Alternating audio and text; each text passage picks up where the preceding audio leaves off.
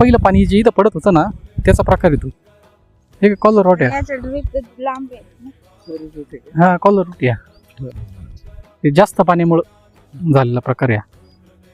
म्हणजे मर वगैरे नाही, म्हणजे ती जी मर हा हे साहेबाला दाखवा ना पाणी याचं सुद्धा 6 दिवसांनी 7 दिवसांनी पाणी ठेवा तर प्लॉट चांगला अजून येईल. आता याचं काय होतं, सुरुवातीला पाणी जेव्हा तुमचं खोडाजवळ पडतं ना सगळ्यात मोठी चुकी जे आपण लागण करतानाच सांगतो लोकांना का तिथं पाणी पडलं नाही पाहिजे खोडाजवळ. हा प्रकार होतो. हा ड्रीप इकडे हम्म. थोडा आपण ते आधी हे नंतर टाकलं असं ना तुम्ही, पहिलं सिंगलला रॅटल होती ना, पहिलं सिंगल हा मग ते सुरुवातीपासूनच आहे ना, हे काय लगेच नाही होती. जाईल हा जाईल त्याचं काही नाही प्रॉब्लेम. त्या बाकीच्या फांट्या छाटून टाका, एखादी चांगली फांटी ही ठेवा आणि जे आता तुम्हाला जे औषध दिलंय ना ते ड्रिंचिंग करा फक्त तिथं. बाकीचा काही एवढा काही इश्यू नाही. बरोबर. फवारणीची तारीख केली हा छाटणीची